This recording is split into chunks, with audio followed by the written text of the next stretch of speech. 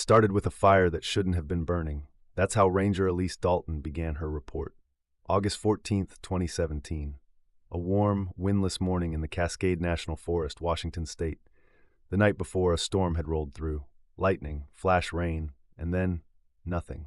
By sunrise, the trails were slick with mud and debris. Most campsites had been abandoned in a hurry, all except one. Site 22. When Ranger Dalton rounded the bend near the base of the North Ridge, she saw smoke. Thin, gray, still rising through the trees. A campfire, still alive. But what caught her attention wasn't the fire, it was the silence around it. No voices, no movement, no one. She called out, "Forest Service, anyone here?" No answer, just the wind brushing through the pines. As she stepped closer, she realized the camp looked fresh. The tent was upright, sleeping bags unrolled inside, 2 backpacks leaning against a log, a pan still on the stones beside the fire, its contents blackened, half-burned oatmeal, 3 mugs lined neatly on the ground, and a cell phone sitting beside a boot. The screen cracked, glowing faintly. Battery at 4%. She would later write in her log, "I thought they'd gone for a hike, but the tracks stop at the tree line, all 3 sets, and none return." The official timeline began that morning. By 10:12 a.m., Dalton radioed the ranger station. By 11:02, a search team was en route. By 12:30, the site was taped off as a missing persons scene. The group had registered 2 days earlier. Eric and Dana Lawson, 34 and 32, married, teachers from Portland. Travis North, 28, freelance photographer, friend of the couple, 3 nights. Simple itinerary, hike the ridge, camp by the river, back Sunday afternoon. But by Monday morning, they were gone. Their car, a 2011 Subaru Outback, was still parked at the trailhead. Inside, extra supplies, a map with red circles, and a half-empty thermos.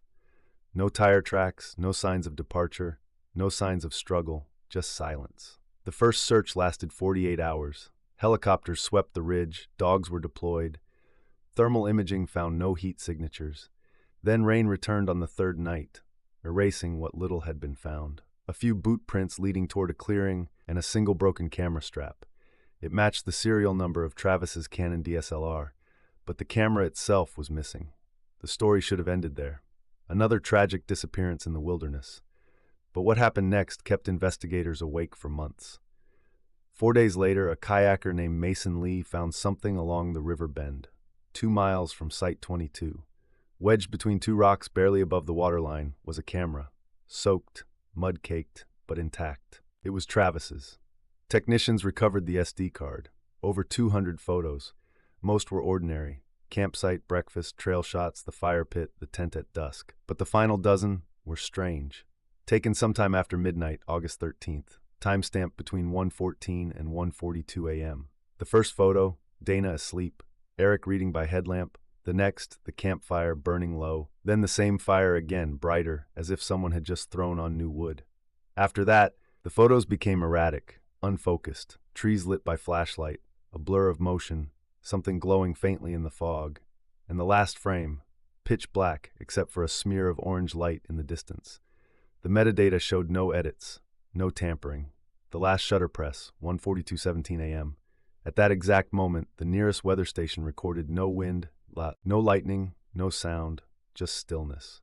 Investigators combed through the campsite again. No sign of forced entry. The ashes, standard wood, no accelerant. DNA from the mugs matched all 3 campers. No other prints. But something didn't fit. The cell phone by the fire, it was Eric's.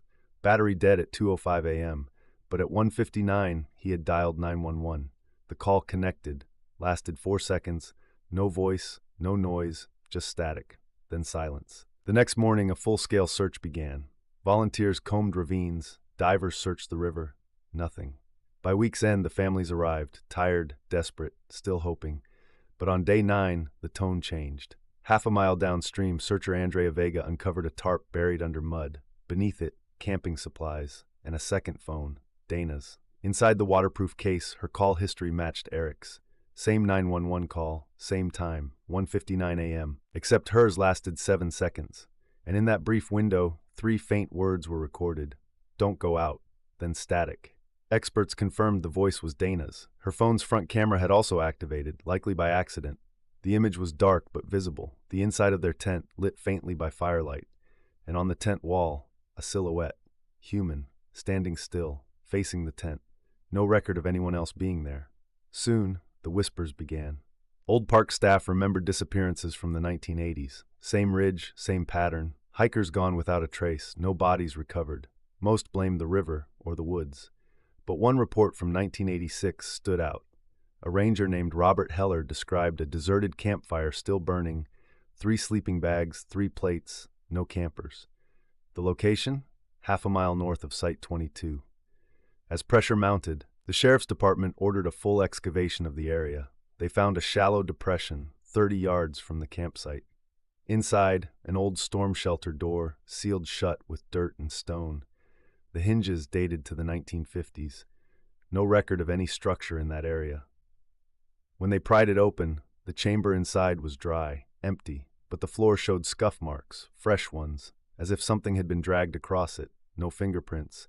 Soil disturbed within the past week. The shelter was resealed, the case left open. Months passed, winter came, the forest went silent, until one night in December.